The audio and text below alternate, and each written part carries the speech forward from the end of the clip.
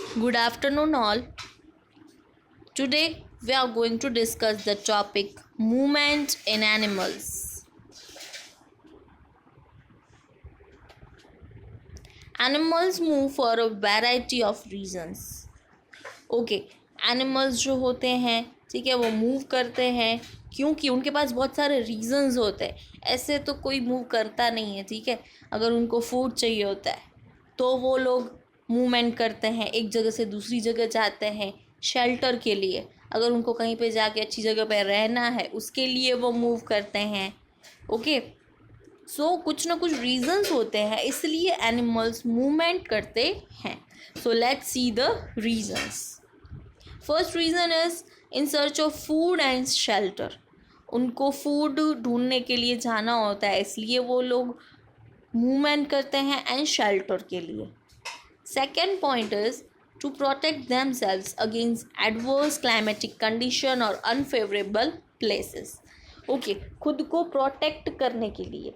That suppose climatic condition अच्छी नहीं है, उनको सूट नहीं हो रही है. सपोज विंटर सीज़न है तो कोई कोई बर्ड को विंटर सीज़न सूट नहीं होती, तो वो क्या करते हैं, जहाँ पे हॉट क्लाइमेट हो वहाँ पे मूव होते हैं. ठीक है, मूव होते हैं क्योंकि उनको जो विंटर का क्लाइमेट है वो सूटेबल नहीं है, इसलिए हॉट क्लाइमेट में वो लोग मूवमेंट करते हैं अपने आप को प्रोटेक्ट करने के लिए.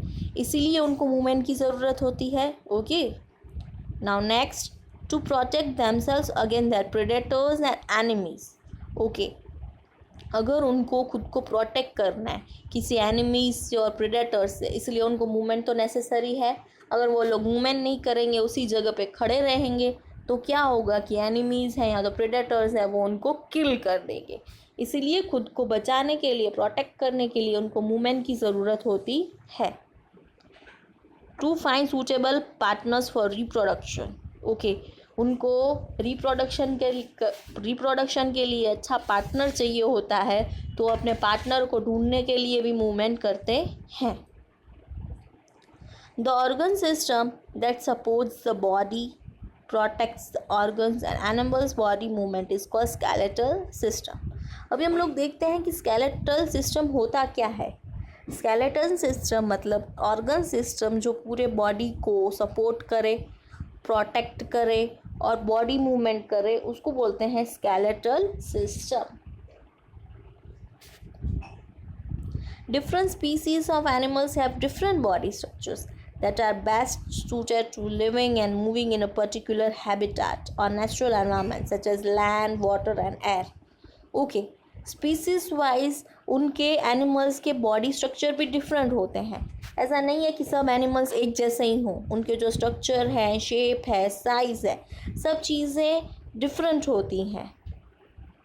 Observe the body movements of fish, lizard, bird and your friend.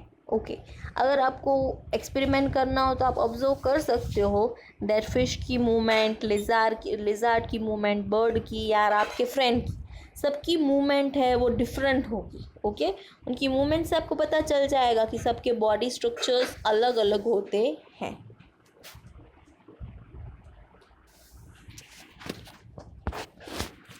Now next is different groups of animals. According to the body structure, animals can be classified as vertebrates.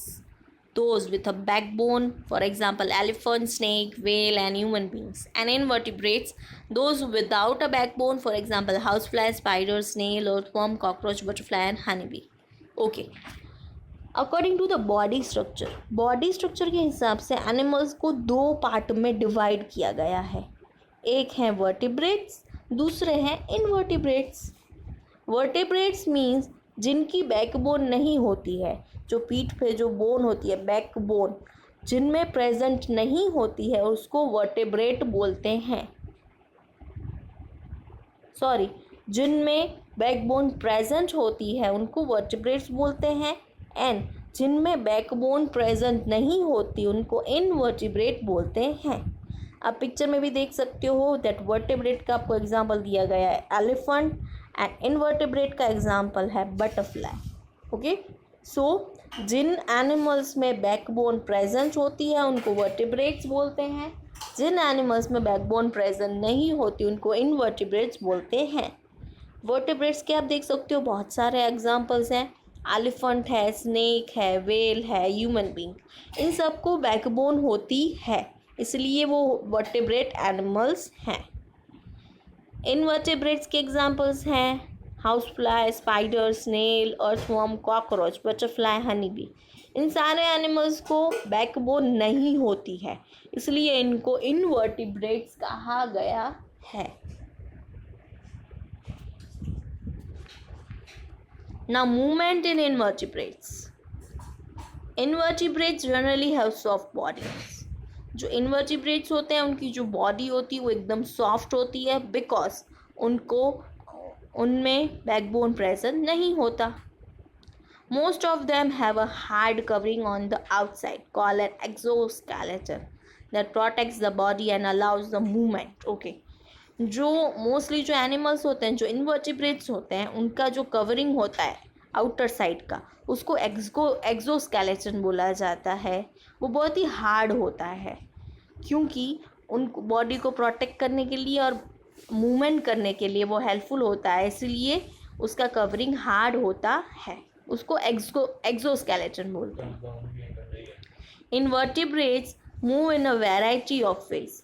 Invertebrates होते हैं वो variety veg से move होते हैं, ऐसे नहीं कि सब एक तरह ही मूव हो, उनके मूव होने के वेज भी डिफरेंट होते हैं।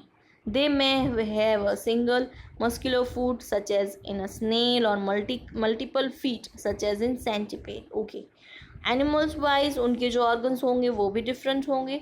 जैसे कि स्नेल है, उसके पास एक ही फीट होता है, सिंगल मस्कुलर फुट होता है, तो उसकी मूवमेंट अलग होगी। सेंटीपैड है, उसके बहुत सारे फीट होते हैं, उसकी मूवमेंट अलग होगी। Okay, they can run on the ground, crawl, climb, jump and fly. ये सारी चीज़ें वो रन कर सकते हैं, क्रॉल कर सकते हैं, क्लाइंब, जंप एंड फ्लाई, ये सारी चीज़ें कर सकते हैं। ओके, आप पिक्चर में देख सकते हो ऑयस्टर एंड क्रैब, ये उनकी जो आउटसाइड कवरिंग होती है वो बहुत ही हार्ड होती है, उसको एक्सोस्केलेटन बोलते हैं। So today we end our session here. We will proceed further in next lecture. Thank you all.